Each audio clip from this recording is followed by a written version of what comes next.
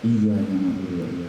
Platform Indonesiana Festival Seni Budaya Polo-Palo menggelar lokakarya budaya, peningkatan kapasitas bagi pelaku budaya dan tata kelola tim kerja yang berlangsung di Aula Bantayo, Rumah Dinas Bupati Bone Bolango.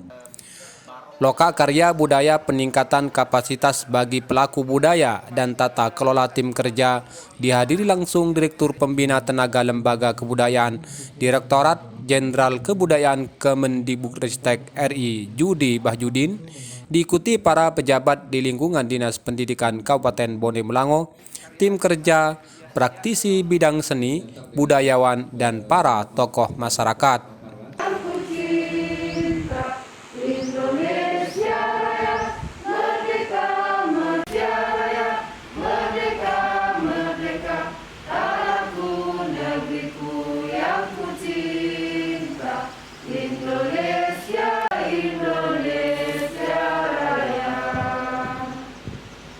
Hadirin duduk.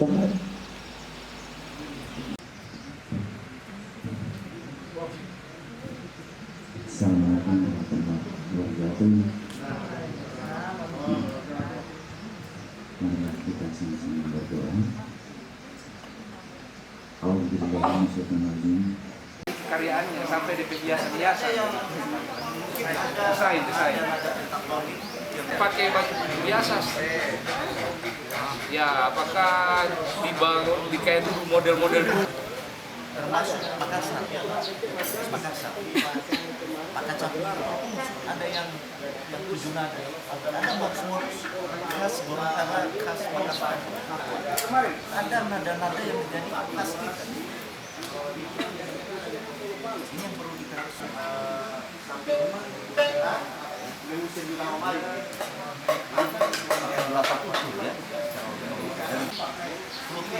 awalnya terbuat dari tulang binatang. Karena yang kemarin tidak ada ditandingkan Tonggobi, dinilai kekaryaan itu bagaimana? Kemudian mendesain model alatnya itu apakah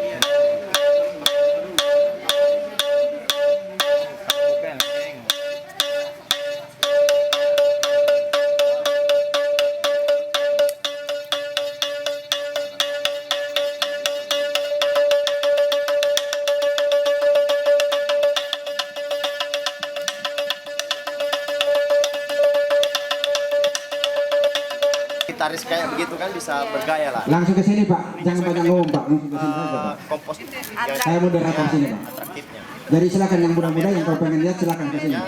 Kalau kita juga monoton begini kan nggak mungkin. Jadi kita bisa anak-anak yang main kemarin seperti apa? Kalau saya main itu kadang Anak-anak yang kemarin ini ini tonggobinya. aja. Ini. Kalau ini tonggobi. Tonggobi itu paling cocok untuk solois untuk mengisi polo palenya kayak begitu. Tapi bisa untuk dua nada ini. Ini bisa berbagai macam nada Jadi juga. yang kemarin dimainkan itu bukan ini. Yang ini ada lubangnya. Oh, ada lubang. Ada lubangnya. Itu kayak ininya ya.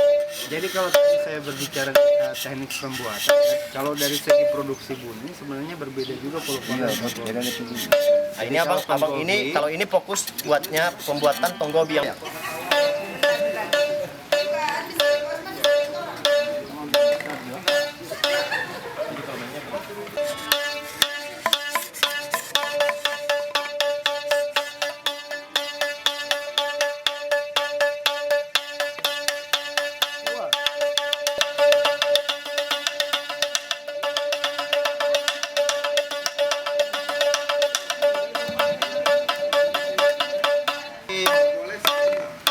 ini elengge. Ini apa dulu tadi? Di Bone Bolango khususnya dan di Gorontalo, sehingga niat baik kita untuk mengelola menjadi sebuah ikon itu memang sesuai dengan tahapan dan prosedur yang ada. Dan kami dari Indonesiana tentunya sifatnya stimulan dan pendampingan.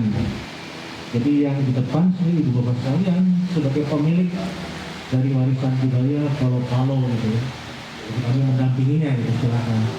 Kalau memang kuat value-nya, ada message, ada historisnya dan lain-lain, kemudian misalkan alhamdulillah sudah hampir 1 minggu dan ini puncaknya insya Allah hari Senin ya diakhiri dengan apel kerja. Terkait dengan kegiatan Pulau Palo, kenapa sampai kita mengangkat Pulau Palo?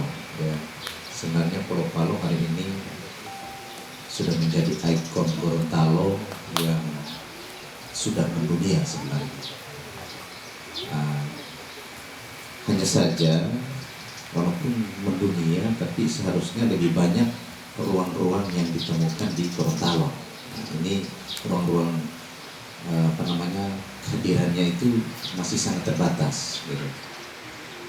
Tapi kita tidak bisa pungkiri di dunia sudah tercatat Gorontalo punya Pulau Palo gitu. Kemudian Pulau Palo hari ini insya Allah mungkin lewat Dinas Pendidikan juga akan menjadi materi pelajaran lokal, mata pelajaran lokal yang mungkin kita akan ini salah satu upaya pelestarian Pulau Palo di tingkatan institusi pendidikan. Selain Bapak Ibu yang bergerak di bidang komunitas atau kelompok-kelompok seni yang sudah ada di Pulau Palo. Perlu mungkin saya berikan gambaran sedikit bahwa Pulau Palo ini merupakan sebuah alat musik yang mungkin sebelumnya itu bentuknya masih dalam bentuk namanya tonggobi ya. Tonggobi. Tapi sebenarnya menurut beberapa informasi itu sudah dikatakan itu adalah Pulau Palo. Nah, itu ada beberapa referensi yang saya sudah temukan.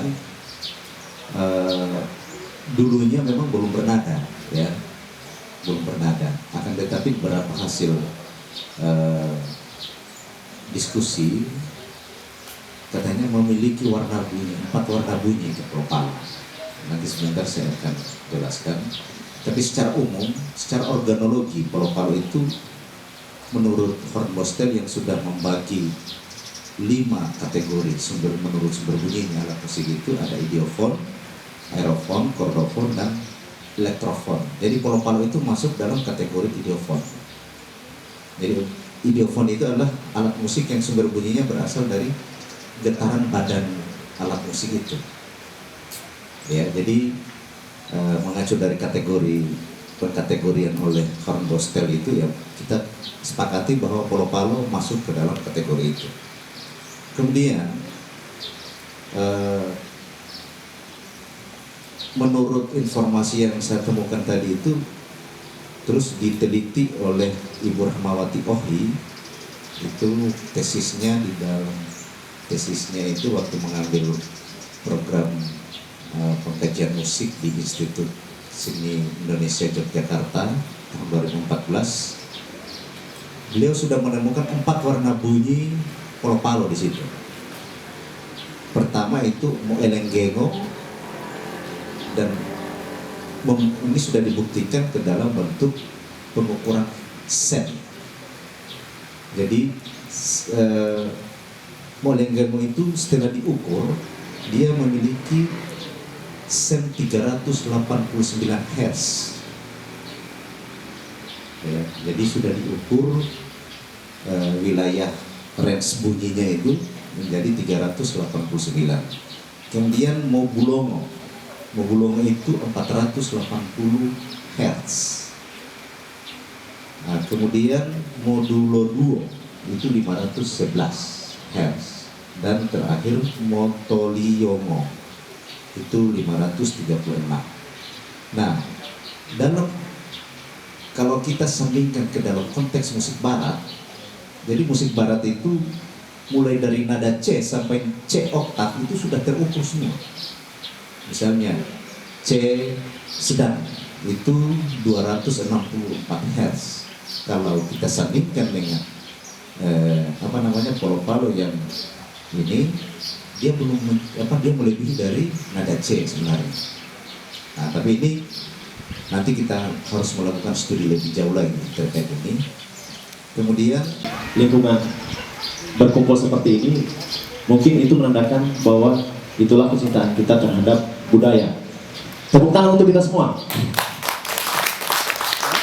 Jadi sudah tidak perlu diuji lagi karena kalau ada istilah cinta patut diuji, kalau cinta budaya untuk semua yang hadir di sini saya pikir sudah tidak perlu diuji lagi. Jadi nama saya Chris. Kenapa saya berada di sini? Mungkin saatnya saya akan berbicara, berbagi sedikit sebelum kita masuk di pembuatan teknik yang sangat kita nantikan sebentar. Jadi di sini 2009 kemarin kita kontingen yang dari Provinsi Gorontalo itu, sedikit cerita, kita ikut lomba World Fire yang diikuti oleh beberapa negara. Jadi karena memang belum ada yang mengetahui persis bahwa ini polo-palo ini, cuma waktu itu kenapa media tidak terlalu fokus ke kita, Gorontalo Inovasi namanya. Jadi kita tidak terlalu booming seperti itu. Sementara di Barat bahkan Interkultur dari Jerman meminta pelatih kita Bapak Aster Galwanta itu harus menetap di sana. Dia akan sediakan rumah, fasilitas semua, karena saking daya tarik alat musik ini, hanya ikon ini, dan di samping itu didukung dengan komposisi yang mungkin tidak ada di musisi-musisi dunia begitu.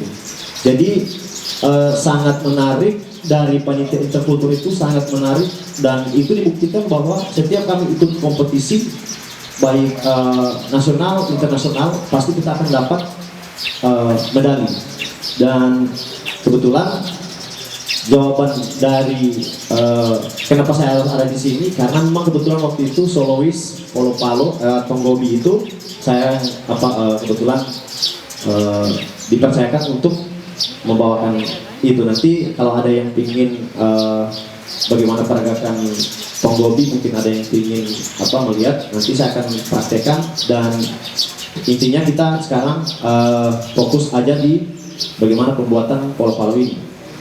Dan permintaan dari saya, karena sebentar mungkin kita akan berkelompok, permintaan dari saya terus gaungkan alat musik ini, karena memang siapa lagi yang mau cintai alat ini, sementara alat ini sangat unik menurut para juri internasional Interkultur itu menyukai alat ini. Jadi ketika kita habis tampil itu, kalau kita mau tampil lagi, kita harus adakan lagi alat ini. Jadi kita kadang nada C kita harus bawa dua, karena memang konsekuensi ketika kita tampil, dewan juri sering meminta alat itu. Kita jadi bagaimana kita tetap harus perform secara maksimal. Jadi kita cadangkan bikin dua nada C2, karena memang ada kompetisi awal sampai dengan akhir finalnya. Jadi seperti itu. Jadi itu pengantar dari saya, perkenalan dari saya. Jadi karena mungkin ada yang bertanya siapa saya, jadi kenapa saya ada di sini, seperti itu. Jadi perkenalan saya untuk ibu-ibu dan bapak-bapak. Jadi mungkin untuk mempersingkat waktu, kita sambil membuat alatnya, mungkin kita bisa jalan diskusi, karena memang tadi sebelum dimulai acara diskusi sudah jalan ya Pak. Bagaimana Pak Ustadz? Jadi diskusi sudah jalan. Jadi di sini kita santai saja, bagaimana tujuan kita, bagaimana untuk hobi itu fokus utama adalah bunyinya, seberapa kencang bunyinya. Nah, ya seperti yang disebutkan tadi Pak Karam, ada 4 macam itu. Tapi kalau kita berbicara polo-palo, itu kita fokusnya kepada nadanya, ketepatan nada. Jadi pembuatannya itu sudah beda sekali. Kalau kita membuat sebentar juga akan kita praktekkan. Kalau berbicara membuat polo-palo, itu dari sebelum dia jadi, sebelum jadinya seperti ini,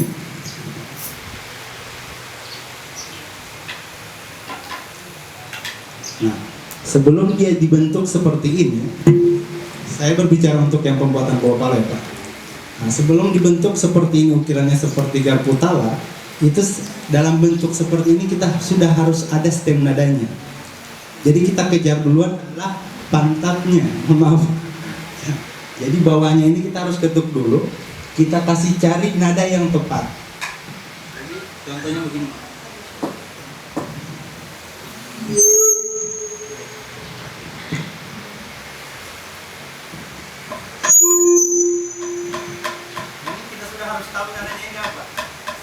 berdampak pada saat kita pemotongan.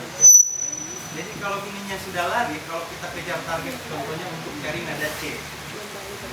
Kalau ininya sudah C, nah ini yang kita kejar. Kalau tidak sama bunyinya ini pada saat pemotongan itu akan bunyinya pasti tidak akan nyaring. Tetap bunyinya ada, tapi tidak akan nyaring. Nah, ini berbeda sekali ya Pak. Berbeda dengan ini. Kalau ini sudah kita dapat, kita potong, cari, oh tidak dapat bunyinya lagi. Cari lagi, gosok lagi sampai dapat yang nyaring. Ini berbeda. Nah, tujuannya beda juga. Jadi itu dari saya. Jadi setelah ini cuma susah saya harus cari meser yang keras biar kedengaran ini. Tang sudah dapat.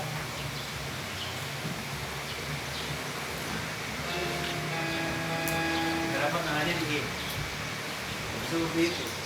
Jadi sebelum membuat suatu ukuran, kita harus tentukan dulu dasar nadanya apa.